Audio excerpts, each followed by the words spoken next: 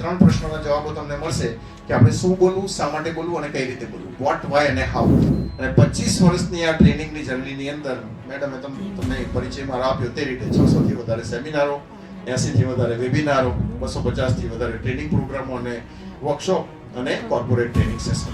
એક સરસ મજાના મિશન ઉપર અમે ઘણા વર્ષથી કામ કરી રહ્યા છે અને 2030 સુધીમાં અમારે 10,000 સફળ પબ્લિક સ્પીકરો અને સફળ લીડરો તૈયાર કરવા છે. બરાબર. હું જ્યારે સ્કૂલ કોલેજમાં ભણતો હતો ત્યારે બહુ શરમાળ હતો.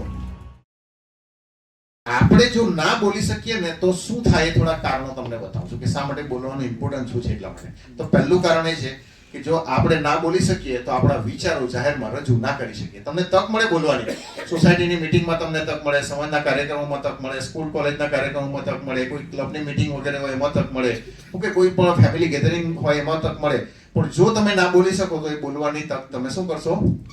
ચૂકી જશો. બરાબર છે. અને બોલવાની તક ચૂકી જશો તો એને કારણે શું થાય? તમારી ફેવરમાં લોકોને ના કરી શકો. આપણે બોલતા જ નહીં આવડતું હોય તો આપણે કોઈને પોતાની ફેવરમાં કેવી રીતે કરી શકીએ? રાઈટ. જો બોલતા નહીં આવડતું હોય તો જે આપણા સોસાયટીમાં, ગામમાં, દેશમાં, સમાજમાં, શહેરમાં ખોટું થતું હોય તો એને આપણે અટકાવી ના શકીએ કારણ કે આપણને બોલતા નથી આવડતું. રાઈટ. તો યોગ્ય રીતે બોલવું એ કળા છે. જો નહીં બોલી શકીએ તો આ બધું થશે. સમસ્યાઓનો ઉકેલ ના લાવી શકીએ, ધારેલી સફળતા નહીં મળે અને જે રિસ્પેક્ટ આપણને જોઈએ છે, નેમ અને ફેમ જે આપણને જોઈએ છે એ બધું પણ આપણને નહીં મળશે જો આપણે બોલી નહીં શકશું તો. અને જ્યારે આપણે નથી બોલી શકતા ને ત્યારે આ બધી લાગણીઓનો અનુભવ આપણને થાય. પહેલો તો આપણને શું થાય? નેગેટિવ વિચાર આવે કે હું બોલી નથી શકતો. ફોર એક્ઝામ્પલ, અત્યારે હું બોલી રહ્યો છું, તમને કદાચ ના બોલી શકતા હોય તો એવું થાય કે આ કલ્પેશભાઈ સારું બોલે છે, હું નથી બોલી શકતો, હું કેદારે કલ્પેશભાઈ જેવું બોલતો થઈશ. બરાબર છે. તો આપણને એવું થાય, નેગેટિવ વિચારો આવે કે નહીં આવે? બીજાને આપણે સાંભળીએ ત્યારે આવે ને? રાઈટ. આપણને આવે. એક સમય મને પણ આવતા હતા, હવે બોલી શકું છું એટલે નથી આવતા. બરાબર. નિરાશા અને અફસોસ પણ થાય આપણને. બરાબર. આપણને ઈર્ષ્યા પણ થાય ઘણી વાર બીજાની. ઓકે. ને દુઃખ પણ થાય કે યાર મારાથી નથી બોલાતું, આવું દુઃખ થાય આપણને. ઓકે. નિષ્ફળતાનો અહેસાસ થાય, આપણને શરમ પણ આવે અને પછી આપણને પોતાને આપણે કોશિયા કરીએ. Self criticism. હું આવો છું, હું તેવો છું, મારાથી આ ન થાય, મારાથી તે ન થાય, મારાથી 5 માણસની સામે બોલી પણ ના શકાય. તો આવી લાગણીનો અનુભવ આપણને થાય. પરંતુ જો આપણે બોલી શકીએ તો શું થાય? હવે આપણે જોઈએ કે બોલી શકીએ તો મેજિક શું થશે? પહેલું મેજિક તો એ થશે કે આપણી અંદર રહેલી ઈચ્છાઓને આપણે લોકો સમક્ષ વ્યક્ત કરી શકીશું. પછી એ ઘરમાં હોય, ઓફિસમાં હોય, પડોશમાં હોય, સ્કૂલ કોલેજમાં હોય, કંપનીમાં હોય કે ગમે ત્યાં હોય, આપણી ઈચ્છાઓ હોય ને. આજે જે માણસ પોતાની ઈચ્છાઓને વ્યક્ત નથી કરી શકતા તેને નેગેટિવ વિચારો આવે છે ને એમાંના અમુક લોકો સુસાઇડ પણ કરી લે છે. કરી લે છે કે નહીં? કેમ નથી? કેમ કરી લે છે? કારણ કે તેઓ બોલી નથી શકતા. બરાબર. પોતાની વ્યથા, પોતાની ઈચ્છાને તેઓ વ્યક્ત નથી કરી શકતા. બરાબર. તો જો આપણે બોલી શકતા હોઈશું, આપણે બોલતા આવડતું હશે તો આપણી ઈચ્છાઓને, વ્યથાઓને આપણે વ્યક્ત કરી શકીશું. આપણી આસપાસ રહેલી ફરિયાદોને પણ આપણે દૂર કરી શકીશું. પછી આપણી પર્સનલ લાઈફમાં હોય, પ્રોફેશનલ લાઈફમાં હોય, ઘરમાં હોય, ઓફિસમાં હોય કે ગમે ત્યાં હોય કે સમાજમાં હોય. બરાબર. ફરિયાદો પણ આપણે દૂર કરી શકીશું અને વિરોધીઓને પોતાની ફેવરમાં કરી શકીશું. એક સવાલ કરું તમને, આજે દેશમાં સૌથી વધારે વિરોધીઓ કોના? હા, કોણ બોલ્યું? મોદી સરકારના. મોદી સાહેબના. હા, રાહુલ ગાંધી. મને તો રાહુલ ગાંધી કરતા પણ મોદી સાહેબનો વધારે લાગે છે. રાઈટ. વિરોધીઓ, જો તમે રાહુલ ગાંધીના ફેન નહીં હોય તો વાંધો નહીં, પણ રાહુલ ગાંધીના વિરોધી નહીં હશો તમે. બરાબર. પણ મોદી સાહેબના તો વિરોધીઓ બહુ વધારે છે કે આ યાર કોણ જે હોય એમના વિરોધમાં હોય તે જ વિરોધીઓ હોય. બરાબર ને? પણ કહેવાનો મતલબ એ છે કે આપણી પાસે બોલવાની કળા હોય તો આપણા ગમે તેટલા વિરોધીઓ હોય આપણે એમને પોતાની ફેવરમાં કરી શકીએ. બરાબર. એટલે બોલવાની કળાથી આપણે લોકોને પોતાની ફેવરમાં કરી શકીશું. પછી ગમે તેટલા લોકો આપણા વિરોધ કેમ નહીં કરતા હોય? બરાબર. આપણને આવડતું હોવું જોઈએ એમને પોતાની ફેવરમાં કરતા. ઓકે. લોકો પાસે આપણે ધારેલું કામ કરાવી દઈએ. આપણે સોસાયટીમાં રહેતા હોય અને સોસાયટીના પ્રમુખ પાસે ધારેલું કામ કરાવવું હોય તો આ બોલતા આવડતું હોવું જોઈએ. બરાબર. સમાજના લોકો પાસે ધારેલું કામ કરાવવું હોય તો આપણને બોલતા આવડતું હોવું જોઈએ. બરાબર. મારે ધારેલું કામ કરાવવું છે, સાહેબ પાસે મારે ધારેલું કામ કરાવવું, હું સાહેબની સોસાયટીમાં રહું છું અને સાહેબ પ્રમુખ છે, મને બોલતા આવડતું હોય તો હું સોસાયટીની મીટિંગ માનો કે અત્યારે ચાલી રહી છે, તમે બધા સોસાયટીના સભ્યો છે, સાહેબ પ્રમુખ છે અને હું પણ સોસાયટીનો સભ્ય છું. હું તમને કહું કે નમસ્કાર સાહેબ, મિત્રો, આજની આપણે આ સોસાયટીની મીટિંગની અંદર આપ સૌ અહીં ઉપસ્થિત થયા છો. તો આજે એક સરસ મજાનો માહોલ છે, એક સરસ પર્પઝથી આપણે આજની આ સોસાયટીની મીટિંગમાં અહીં ઉપસ્થિત થયા છીએ. અને ખરેખર આપણી સોસાયટી એક સારો પરિવાર છે, બહુ સરસ છે. આપ સૌ ખૂબ સજ્જનો છો અને મને આ સોસાયટીમાં રહેવાનું ખરેખર ખૂબ ગમે છે. અને આપણા પ્રમુખશ્રી જે છે એ ખૂબ જ નિષ્ઠાપૂર્વક કામ કરી રહ્યા છે અને છેલ્લા 5 વર્ષથી તેઓ જવાબદારી નિભાવે છે. એમનો પણ પરિવાર છે, એમનો પણ પ્રોફેશન છે, છતાં પણ તેઓ નિસ્વાર્થ ભાવે આપણા સોસાયટીની જવાબદારી ખૂબ સારી રીતે નિભાવીને આપણી સોસાયટીનું ખૂબ સારું ડેવલપમેન્ટ કર્યું છે. તો સંપૂર્ણ શ્રેય આપણી સોસાયટીના ડેવલપમેન્ટનો એમને જાય છે. આ રીતે વખાણ કરવાના હોય, ખ્યાલ આવ્યો ને? કે સાહેબની છાતી ગદગદ ફૂલી જાય કે આ કલ્પેશભાઈ એક નીકળ્યા કે જાણે મારા દિલ ખોલીને વખાણ કર્યા બધાની સામે. બરાબર. બીજી મીટિંગમાં આ સાહેબ મને શું કહે છે, કલ્પેશભાઈ જરાક બે શબ્દ બોલજો તમે પણ. ખ્યાલ આવ્યો ને? આપણે કોઈ પાસે ધારેલું કરાવવું હોય, કોઈને આપણી ફેવરમાં કરવું હોય તો પ્રશંસા કરતા આવડતું હોવું જોઈએ. કે જ્યારે માં ઊભા થઈને બોલતા આવડે અને લોકોને વખાણ કરવાની જરાક અંદરથી હિંમત આવી જાય ને, બરાબર, તો આપણે લોકોને પોતાની ફેવરમાં પણ કરી શકીએ અને ધારેલું કામ પણ કરાવી શકીએ. ઓકે, કોઈ પણ સમસ્યાનો ઉકેલ આપણે લાવી શકીએ જો આપણે બોલતા આવડતું હોય તો, બરાબર. અને સૌથી વધારે ઇમ્પોર્ટન્ટ શું છે ખબર? જે લોકો સ્ટેજ પરથી બોલે છે ને એને લોકો બહુ બુદ્ધિશાળી માને છે. માને કે નહીં માને? બરાબર. આજે તમે હું જેવો છું તેવો, મને જ ખબર છું હું કેવો છું, બરાબર. તમે બધા મને એમ તો માનશો કે આ સાહેબ આવેલા વાળા છે, હમણાં બુદ્ધિશાળી હતા, કંઈક સારું બોલીને ગયા, બરાબર. જે વ્યક્તિ જાહેરમાં બોલી શકે છે અને સારું બોલી શકે છે, ગમે તેવું નહીં, સારું બોલી શકે છે એને લોકો બુદ્ધિશાળી માને છે. એટલે આપણે જો જાહેરમાં સારું બોલી શકીએ તો લોકો આપણને પણ બુદ્ધિશાળી માનશે, બરાબર. બીજું, સેલ્સમાં વધારો થશે. સેલિંગ સાથે કેટલા સંકળાયેલા છે? બિઝનેસ કરો છો તો તમે બધા સેલ્સ વાળા જ કહેવાય, બરાબર ને? સેલિંગ, બિઝનેસ એક સેલિંગ જ છે, બરાબર ને? તો સેલ્સ, તમે કોઈ પ્રોડક્ટનું કે સર્વિસનું વેચાણ કરી રહ્યા હશો, તમારો બિઝનેસ કરી રહ્યા હશો, દરેકના કસ્ટમર તો હશે. અને આપણે જો કસ્ટમર વધારવા હોય ને તો આપણને બોલતા આવડતું હોવું જોઈએ. કારણ કે બોલવું એક કળા છે. ઘણા લોકો પાસેની પ્રોડક્ટમાં મજા નહીં હોય, ઓકે, સર્વિસમાં મજા નહીં હોય, પણ બોલવાની એમની પાસે એટલી સરસ મજાની કળા હોય કે એને કારણે તેઓ સારી એવી પ્રોડક્ટ વેચી શકતા હોય છે. ઘણા લોકો બોલી નથી શકતા, તો એને કારણે એમની પ્રોડક્ટ સારી ન હોવા છતાં, સારી હોવા છતાં તેઓ વેચી નથી શકતા. ખ્યાલ આવે ને? તો સેલિંગમાં પણ આપણને સ્પીકિંગ ખૂબ કામ લાગે. લોકોના જીવનમાં પોઝિટિવ પરિવર્તન લાવવાની ઈચ્છા બહુ લોકોમાં હોય છે. તમારામાંથી કેટલા લોકોને છે ઈચ્છા કે લોકોના જીવનમાં પરિવર્તન લાવવું છે? અમુક લોકો મારી પાસે પબ્લિક સ્પીકિંગ શીખવા માટે આવે ને, હા, ઓકે, વેરી ગુડ. તો લોકો પબ્લિક સ્પીકિંગ શીખવા આવે ત્યારે પહેલું એક જ વાત કરે, સાહેબ લોકોના જીવનમાં પરિવર્તન લાવવું છે, સારા મોટિવેશનલ સ્પીકર બનવું છે, આવું કહી દઉં. તમારી પણ આવી કોઈ ઈચ્છા હોય તો એને માટે આપણે સારા સ્પીકર બનવું પડે. તો સારા સ્પીકર બનીને આપણે લોકોના જીવનમાં પોઝિટિવ પરિવર્તન લાવી શકીએ, આપણી વાતોથી સૌને પ્રભાવિત કરી શકીએ, સૌના દિલો ઉપર લોકોને હસાવીને રાજ પણ કરી શકીએ, અને જે પ્રેમ, પ્રતિષ્ઠા, સન્માન જોઈતું હોય અને સક્સેસ, ગ્રોથ જોઈતો હોય તે બધું જ આપણને મળે બોલવાની કળાથી, બરાબર છે? તો હવે ચાલો આપણે જોઈએ. હું તમને 3 પ્રશ્નોનો જવાબ આપવાનો છું, કરિયરના ઓપ્શન પણ બતાવવાનો છું, કઈ રીતે પૈસા કમાઈ શકાય આ બધું જ તમને કહેવાનો છું. આપણે થોડું સમજી લઈએ કે પબ્લિક સ્પીકિંગ છે શું. ઓકે, તમારા હિસાબે કહેશો, કોણ કહેશે મને પબ્લિક સ્પીકિંગ શું છે? એનીબડી? નહીં? ચાલો હું જવાબ. પબ્લિક સ્પીકિંગ શું છે?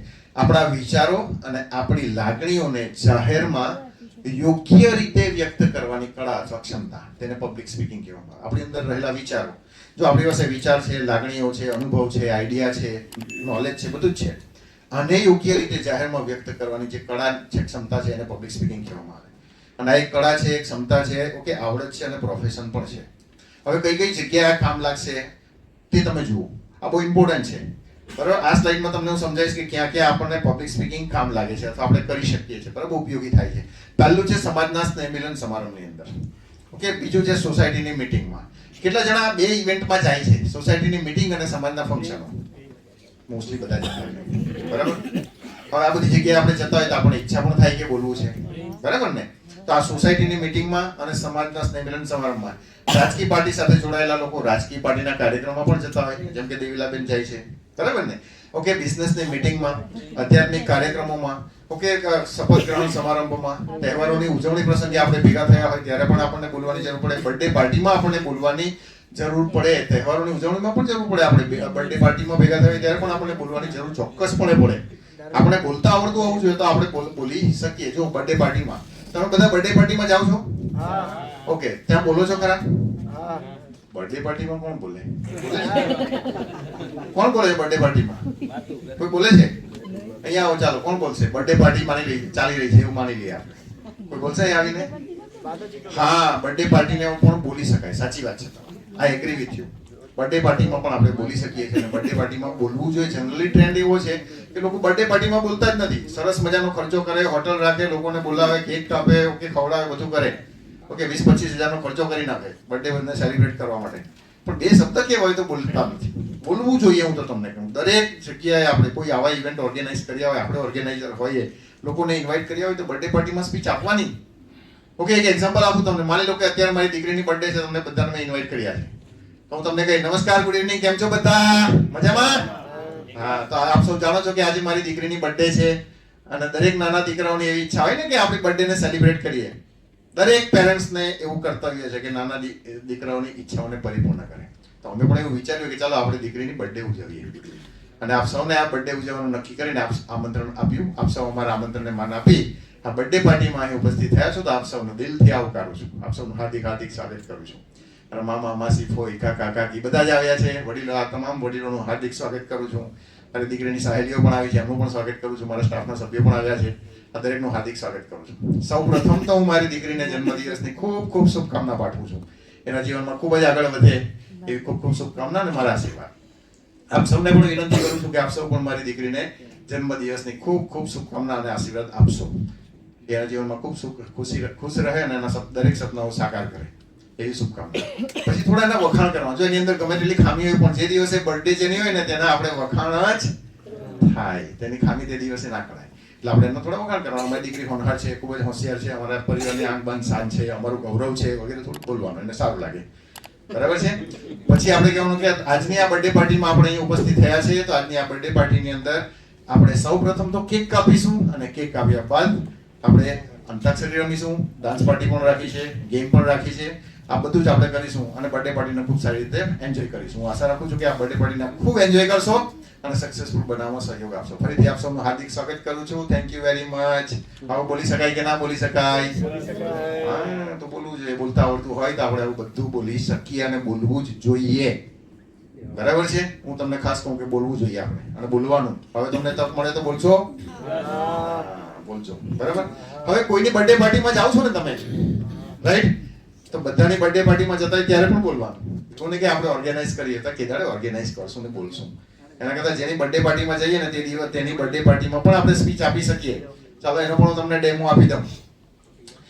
Good evening everyone. આજે કલ્પેશભાઈએ એમની દીકરીની બર્થડેને સેલિબ્રેટ કરી અને એના માટે આપણને સૌને આમંત્રિત કર્યા. તો એ માટે હું કલ્પેશભાઈનો સૌપ્રથમ તો ખૂબ ખૂબ આભાર માનું છું. મિત્રો, આવા જ તો પ્રસંગો હોય છે કે જે પ્રસંગે આપણે એકબીજાને મળી શકીએ છીએ. બાકી આપણી પાસે અત્યારે સમય ક્યાં છે એકબીજા પાસે? બરાબર. બધા પૈસાની પાછળ એટલા બધા દોડે છે, લોકો પાસે આજકાલ સમય જ નથી. તો આવા પ્રસંગોએ આપણે એકબીજાને મળી શકીએ છીએ. ખરેખર કલ્પેશભાઈ, તમે અમને આમંત્રિત કર્યા ને તો આજે તમારા આમંત્રણને કારણે અહીંયા આવવાનું થયું એને કારણે હું કેટલા બધા મારા મિત્રોને સંબંધીઓને આજે લગભગ 6-7 મહિના પછી મળી શક્યો છું. સો થેન્ક યુ કલ્પેશભાઈ. સૌપ્રથમ તો હું તમારી દીકરીને ખૂબ ખૂબ જન્મદિવસની શુભકામના પાઠવું છું. આ સૌના વતી શુભકામના પાઠવું છું. અને ફરીથી તમે અમને આમંત્રિત કર્યા એની માટે આપનો ખૂબ ખૂબ આભાર માનું છું. Thank you very much. આટલું બોલી શકીએ કે ના બોલી શકીએ? બોલવાનું કરું સાહેબ, લોકો ઓળખશે. બરાબર. જ્યાં તમે જાઓ ત્યાં હું નાની અમથી સ્પીચ આપવાનું ચાલુ કરી દો, લોકોમાં તમારી ઓળખાણ વધવા મળશે, લોકો તમને શાબાશી આપશે. ખ્યાલ આવ્યો ને? ટેવ પાડી દો. હવે બોલશો કે નહીં? હા. તો આ બધા કાર્યક્રમોની અંદર આપણે બોલી શકીએ. બરાબર. એનિવર્સરી હોય તેમાં પણ, ક્લબની મીટિંગ હોય તો એમાં પણ. ક્લબની મીટિંગ, તમે કેટલા જણા કોઈ ક્લબ સાથે જોડાયેલા છો? કોઈને કોઈ ક્લબ સાથે જોડાયેલા છો એવું?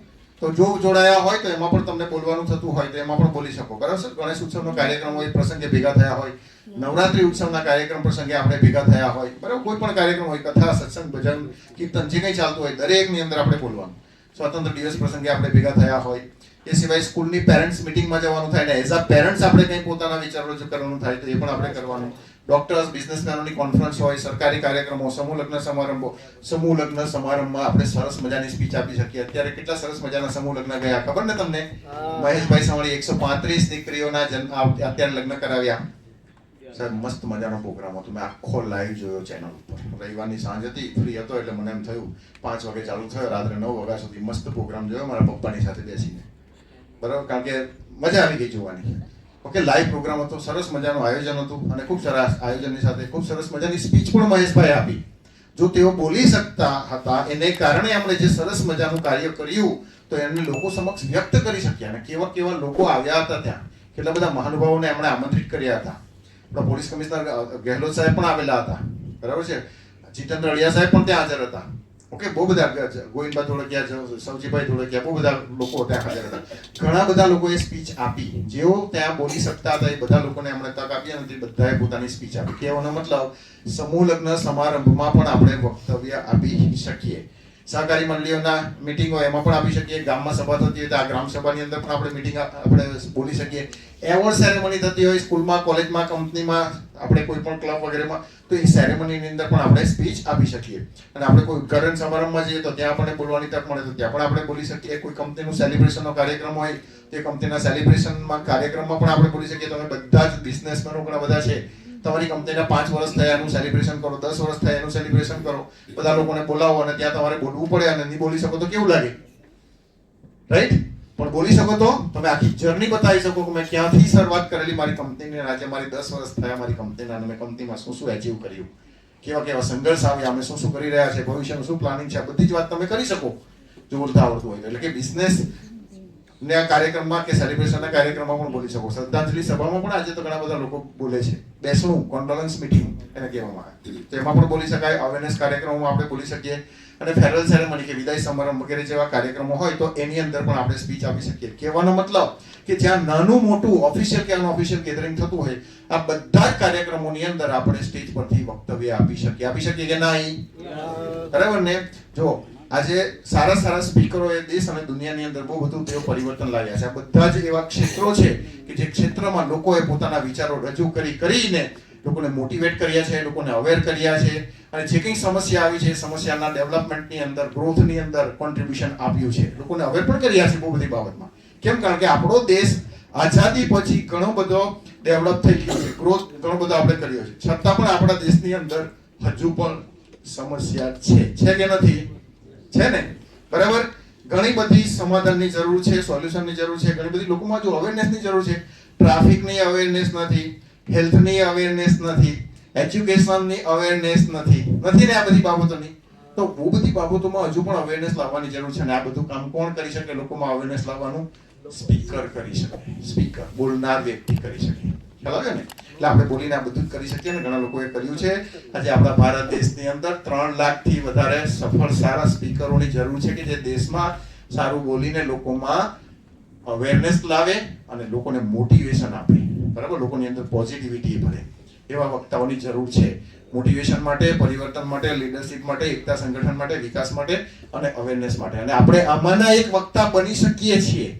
ચાલો, આપણી અંદર તાકાત રહેલી છે, આપણે બોલી શકીએ. બધું ઠાસીને અંદર ભરેલું છે. ખાલી આપણે આપણી આઈડેન્ટિટી અને આપણી અંદરની ક્ષમતાને ઓળખતા નથી ને એને પોલિશ કરતા નથી. બરાબર? ચાલો આપણે જોઈએ. આમાંના એક પણ સ્પીકર તમે પણ બની શકો છો. જો આમાંથી કયા પ્રકારના સ્પીકર તમે બનવાનું પસંદ કરશો? મોટિવેશનલ સ્પીકર, પોલિટિકલ સ્પીકર, સામાજિક સ્પીકર, આધ્યાત્મિક speaker, educational speaker, business speaker, leadership speaker, corporate speaker, technology speaker, sports speaker, life speaker અને લાઈફ સ્કિલ્સની સાથે વેલનેસ સ્પીકર. જો તમને હેલ્થનું નોલેજ હોય, મેન્ટલ ફિઝિકલ હેલ્થનું, તો વેલનેસ સ્પીકર બની શકો. તમને લાઈફની સ્કિલને લગતું થોડું નોલેજ હોય તો તમે લાઈફ સ્કિલના સ્પીકર પણ બની શકો. કે જીવન કેવી રીતે જીવવું હોય તમને ખબર હોય, બરાબર? તમને સુખ, શાંતિ, સંબંધો, પરિવાર વગેરેની વાતો તમે કરી શકતા હોય, લાઈફ સ્કિલ સ્પીકર બની શકો. અને મોટિવેશનલ સ્પીકર તમે બની શકો.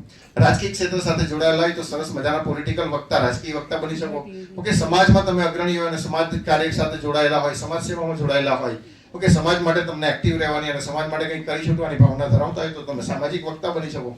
તમને આધ્યાત્મિક નોલેજ હોય તો તમે આધ્યાત્મિક વક્તા પણ બની શકો. બની શકીએ કે નહીં? બરાબર? ચલો, આમાંથી એક વક્તા બનવાનું તમને કોઈ કહે તો તમે કયા વક્તા બનવાનું પસંદ કરશો? કોઈ એક.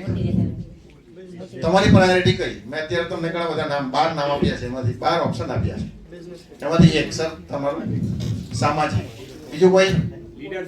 Leadership, motivation, political, wellness, leadership, business, education, wellness, yes, પાછળ મોટિવેશન. Very good. બરાબર? તો બધાએ કોઈક ને કોઈક રીતે અલગ અલગ પ્રકારના સ્પીકર બનવું છે. બરાબર? ઈચ્છો છો ને બનવા માટે?